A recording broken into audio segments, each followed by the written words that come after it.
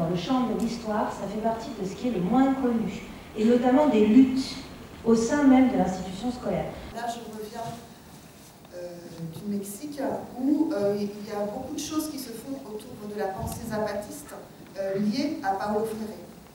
Donc il y a des instances qui existent, des petits groupes qui émergent et qui travaillent dans cette visée-là un petit peu partout. Il a été confronté lorsqu'il a commencé à essayer de mettre en place sa méthode d'éducation au Brésil, enfin d'alphabétisation, c'était dans les années 50-60, eh bien il a été confronté à ce qu'il a appelé la culture du silence. Et la culture du silence, pour lui, il a lié à toute une histoire liée à la colonisation qui avait empêché les gens de s'exprimer, etc. Et aujourd'hui encore, dans le système scolaire français, moi je parlerai d'une culture du silence. Parce que lorsque vous voyez des comparaisons internationales, les élèves français sont parmi ceux qui osent le moins parler aux enseignants, prendre la parole. Moi je m'appelle Cécilia, je fais partie d'une coopérative d'éducation populaire qui s'appelle L'Engrenage, qui est basée à Tours. Je suis venue avec une collègue, Tiffany. Et en fait, nous, quand on travaille dans le cadre des accompagnements et des formations qu'on propose, on ne travaille pas seulement sur les questions de disposition de salle, parce qu'on sait bien que la difficulté aussi à prendre la parole, elle vient aussi d'autres choses, telles que ce qui a pu être nommé comme les rapports de domination, nos rapports au savoir, le milieu, la classe sociale d'où on vient. Donc en fait, bon, ça suffit pas forcément à ce qu'on se sente à l'aise à prendre la parole. Moi, par exemple, je suis pas à l'aise avec le micro, donc s'il y a un micro, voilà, ça me donne pas envie de prendre la parole. Depuis le siècle des Lumières, il a été entendu que construire la connaissance était réservé à une élite, que le peuple ne méritait rien d'autre qu'on lui en laisse des miettes, entre autres, à une certaine période, par la manière dont on a appelé l'éducation populaire. Ce qui a été réservé aux malheureux, pas conscients et aliénés, et que la bonne parole de ceux qui savaient allait leur apporter. Je ne suis pas du tout en train de critiquer et de cracher sur ces gens-là. À cette époque-là, il fallait le faire, parce qu'on sortait de, je ne sais pas combien, d'obscurantisme, de royauté, d'église. Aujourd'hui, on sort d'un certain nombre d'années d'obscurantisme, pas tout à fait de la même royauté, mais en fait de quelque chose qui y ressemble. Qu'est-ce que ça veut dire, changer notre manière de construire de la connaissance? C'est, alors, il y a un monsieur qui commence à être connu et tout le monde s'avance derrière lui, c'est pas Paulo Freire, c'est Jacques Rancière. C'est Jacques Rancière qui est le premier à parler de l'égalité des intelligences. Si dans un certain nombre d'endroits vous faites cette hypothèse-là, vous vous faites sortir instantanément, parce que c'est un concept insupportable d'imaginer que nous puissions tous être égaux en intelligence, c'est-à-dire avoir tous la même capacité de porter un jugement sur ce que nous voyons, sur ce qui nous arrive.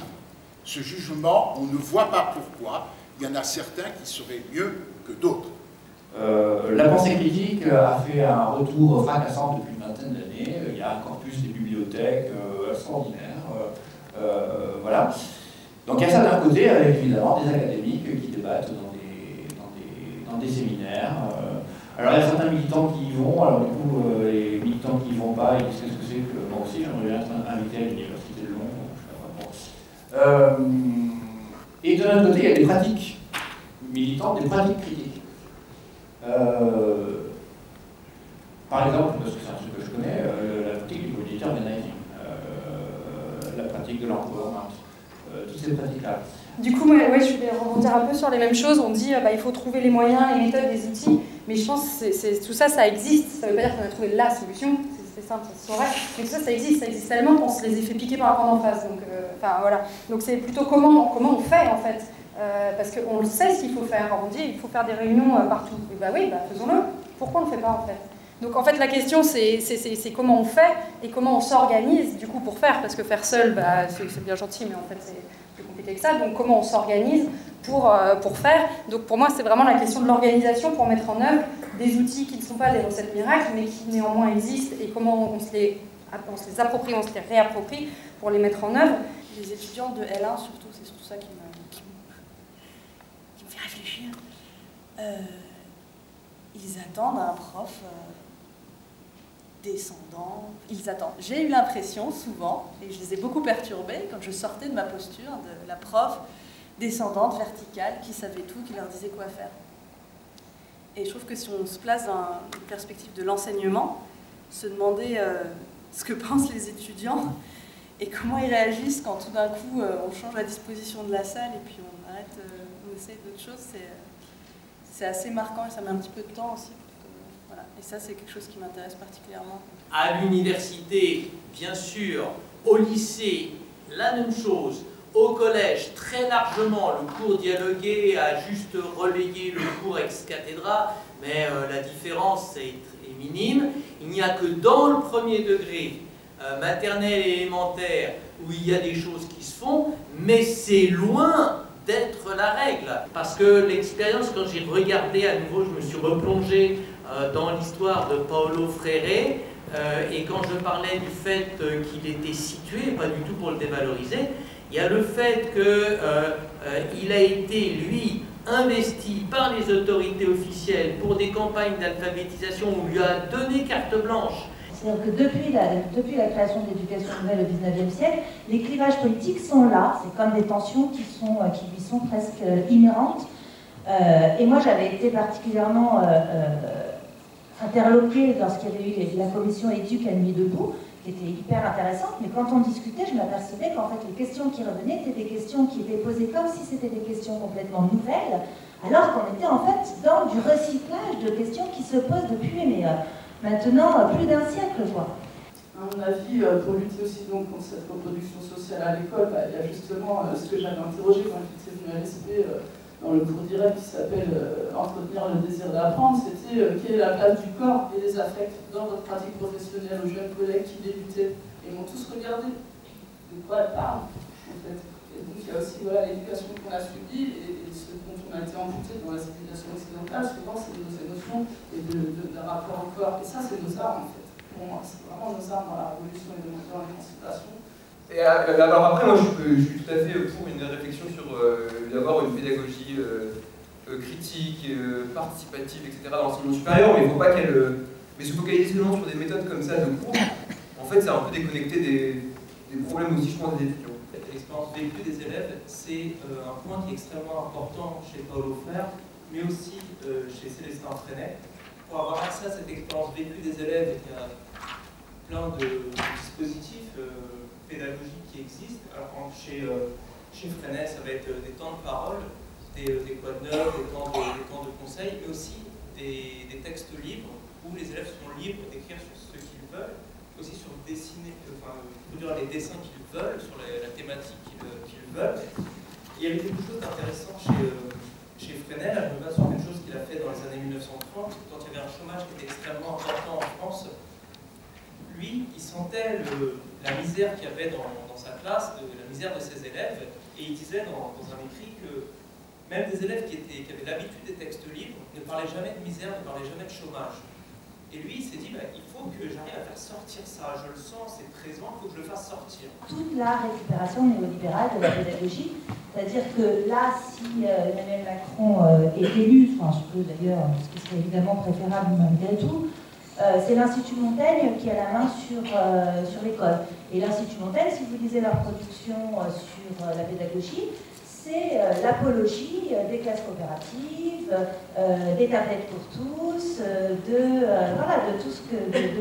du culte de l'innovation, de la rétribution, de la rémunération au mérite, et de tout un tas de choses qui nous exaspèrent, parce qu'effectivement, ce sont des choses qui reprennent tous les fondements de l'éducation nouvelle et qui la mettent au service du néolibéralisme. Et c'est pour ça d'ailleurs, Jean-Pierre, que quand tu disais qu'il fallait discuter avec tous les groupes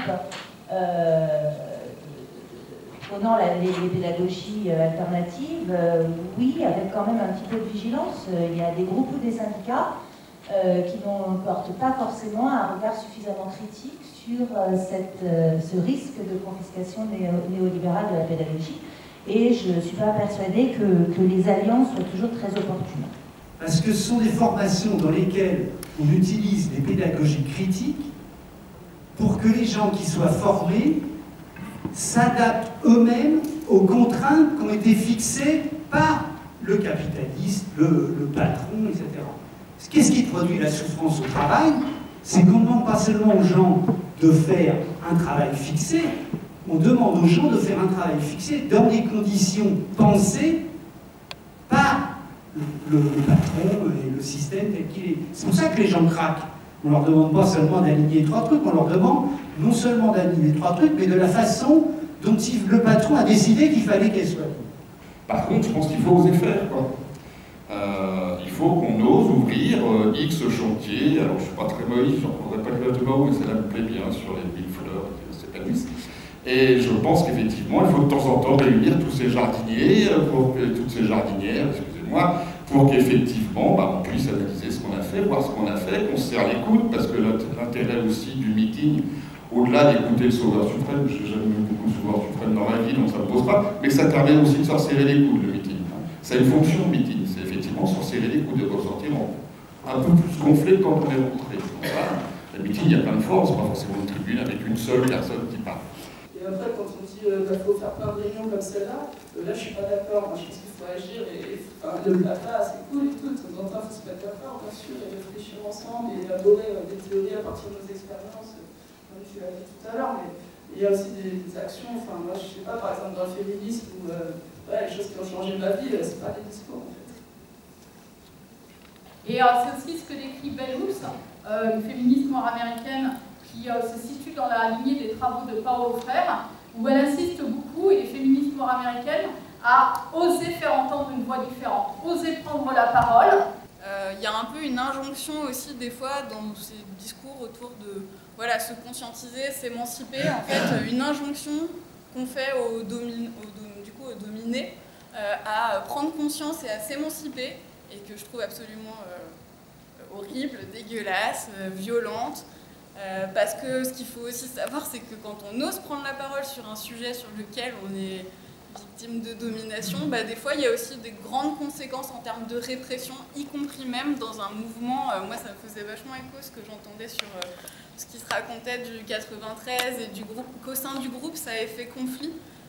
Nous, au sein de notre réseau d'éducation populaire, il y a aussi des choses qu'on fait beaucoup conflit, notamment sur les questions de rapport de genre et de féminisme. Donc du coup, il faut aussi savoir que quand on ose prendre la parole pour dénoncer ce genre de choses, alors le groupe qui prend la parole a plus de chances de s'émanciper dans le côté collectif et dans ce soutien qu'il va pouvoir s'apporter, etc. Mais il faut savoir aussi que du coup, c'est un groupe qui s'expose aussi. Quand on refuse que certains termes soient utilisés, comme le genre, etc., c'est politique. Et c'est politique du côté de la loi. C'est politique aussi de se réapproprier. Et je suis désolée, pour moi maintenant ils sont complètement vides de sens, complètement détournés, des termes comme compétences. Les compétences de l'Europe, moi je ne me reconnais pas du tout en tant que formatrice. Enfin, c'est pas possible. Je crois que ça a été complètement perverti. Et opposer les choses comme ça en disant qu'eux auraient une vision qui serait complètement apolitique et uniquement tactique, je n'y crois pas une seule minute. Et je crois que c'est réaffirmer que toute éducation est politique et savoir nous en place et comment nous on se situe par rapport à ça, qui pourra, à mon avis, faire bouger les choses. Mais dire que eux ils n'utilisent pas le genre parce qu'ils veulent que ce soit politique, je n'y crois pas du tout. Je sais que nous, du coup, on a participé à l'écriture d'un bouquin pour parler d'une histoire qui a concerné notre réseau professionnel et militant, parce qu'on ne fait pas trop la distinction comme Albine le présentait. Et voilà, c'est quand même un bouquin qui partait de l'histoire d'une agression sexuelle qui a eu lieu dans notre réseau, où tout le monde se dit anticapitaliste, libertaire, a priori, où tout le monde se disait à peu près féministe. Bon, enfin voilà, hein, ça se passe aussi chez nous, et du coup, on n'est pas émancipé là-dessus. Enfin, ouais, ça se pose partout, quoi, donc je trouve que c'est aussi, du coup, regarder dans les milieux dans lesquels on est et qui se disent alternatifs, c'est regarder comment on fait pour être entre nous, comment on s'organise entre nous, comment on prend la parole entre nous, pour dire quoi, à qui on donne les injonctions. Enfin, en tout cas, nous, c'est des questions qui nous animent, qui nous intéressent. Sur le témoignage, un témoignage par exemple sur ce fameux mot race, je me suis retrouvée en classe de L1, donc première année de licence, à donner la définition de réfugié par le commissariat de réfugiés, que j'avais tout simplement copié-collé, hein, rien de... Il y avait le mot race dedans, et donc ça a ouvert un débat qui a pris peut-être, je sais pas, 40 minutes sur 2 heures de cours, parce qu'il y a une étudiante qui a été très choquée que ce mot apparaisse, et donc j'ai dû faire face à la situation, et pourquoi vous êtes choqués, est-ce que les autres sont choqués, pourquoi ce mot choque, et pourquoi on l'emploie, et pourquoi on ne l'emploie pas, etc., etc. Et j'étais extrêmement démunie, puisque moi je suis géographe, hein, j'ai une formation de géographe, donc j'ai fait avec ce que j'ai pu, et puis après coup je me suis dit est-ce que j'ai parlé comme il fallait, est-ce que j'ai mal formé finalement, est-ce que j'ai choqué des étudiants dans la manière dont j'ai répondu à ça.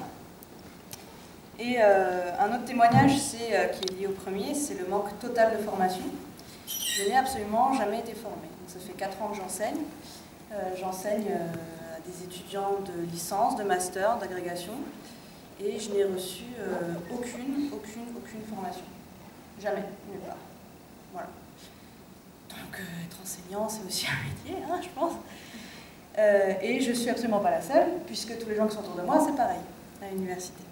Et je pense qu'il y a une notion qui est revenue à la fois plusieurs fois dans le débat pour l'instant, c'est la question du féminisme, du genre, et donc pour moi des pédagogies féministes. Parce que les pédagogies féministes et les pédagogies de Paolo Freire ont eu des liens historiques sur lesquels je vais revenir et m'étendre, mais qui sont très forts, parce qu'au niveau des pratiques, il y a cette idée de partir des savoirs d'expérience, à partir justement de groupes de conscientisation et de parole où les personnes parlaient entre elles pour construire des savoirs. Et il y avait bien une co-construction de savoir, mais le mouvement féministe ne s'en est pas arrêté là. C'est-à-dire qu'il a produit aussi des théories savantes à partir de cette production de savoir qui venait pour dire les choses très basiquement, enfin très concrètement, dans les années 70, des femmes qui ont parlé de leurs expériences de violence, de toutes choses dont elles ne pouvaient pas s'exprimer ailleurs, mais qui ont servi à des personnes aussi qui étaient militantes et à la fois dans le monde académique à produire du savoir scientifique. Et ce savoir scientifique, il est revenu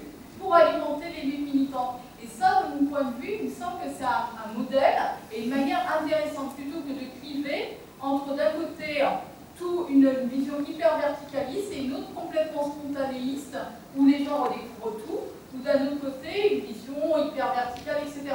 Bon, moi j'ai un père qui a arrêté l'école à 11 ans parce qu'il fallait travailler pour aller nourrir la famille, et qui a appris à aimer l'opéra, l'histoire du Moyen-Âge, dans une bourse de travail.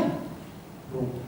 Et ça, c'est extrêmement productif, parce que les gens qu'on forme de cette manière-là, dans des cadres de ce type-là, sont des individus utiles pour l'émancipation. Aujourd'hui, on a fabriqué 30% de Front National, parce qu'on a laissé cette place-là.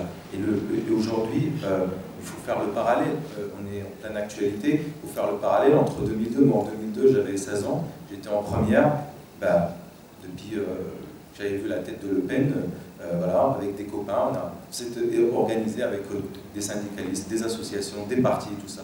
Aujourd'hui, il n'en est rien. Aujourd'hui, on est entre deux tours, il y a le Front National avec toutes les idées haineuses qui se propagent, parler de questions de genre, de racisme et autres, et on a l'impression aujourd'hui qu'il y a une acceptation même de la part de militants, même de la part de personnes qui sont censées combattre ces idées-là. Et pourquoi? Pourquoi? Parce qu'on a laissé ce terrain-là, et je suis désolé de le dire, je n'inclus pas, mais à des militants nationalistes qui ont pris leur place dans l'éducation nationale. Les discours d'autorité, les positions de surplomb qui sont aujourd'hui non pas simplement de mise dans l'éducation populaire, dans tout ce qu'on fait comme meeting, etc., mais qui, excusez-moi si je suis un peu polémique, à la vue de cette élection présidentielle, se renforcent. Puisqu'on a maintenant dans la gauche, pour aller vite quoi, hein, on a dans la gauche des fan clubs, des shows, où vous avez un mec au milieu avec des drapeaux français qui s'agitent. Pour moi, les drapeaux français, c'est les massacres coloniaux, d'abord, premièrement. Puis les flics qui tirent sur les grévistes. Qui s'agitent et on entend le discours seul de quelqu'un qui va nous guider. On n'a pas besoin d'être éduqué, on n'a pas besoin d'être guidé, on a besoin de partager des savoirs et de les construire en commun. Avec le soutien de la Fondation Copernic, il est possible effectivement, je pense, de pouvoir organiser d'autres réunions, d'autres situations, enfin d'autres modalités pour se rencontrer de réussir à créer un mouvement en France, justement pour résister à ce que tu as décrit, Laurence, c'est-à-dire à ce qui est en train de nous tomber dessus, c'est-à-dire la récupération des pédagogies et des pratiques éducatives alternatives. Et la pédagogie critique, justement, c'est pas la pédagogie, c'est pas ces pédagogies nouvelles, en ce sens où la pédagogie critique, les pédagogies critiques, ce sont un ensemble de... disons que la définition générale, c'est l'idée de... les Américains disent, c'est pas une pédagogie qui se définit par ses pratiques, elle se définit par sa finalité c'est la transformation sociale. Et donc, moi, ce que j'aimerais, c'est la perspective que je vois et la raison pour laquelle j'ai décidé d'organiser cette réunion, c'est que justement on puisse réussir à se fédérer en tant que personnes qui désirent non pas porter une éducation neutre, parce qu'on sait qu'il n'y a aucune éducation neutre, mais justement une éducation politique, conscientisée. Ça ne veut pas dire qu'il va endoctriner les gens.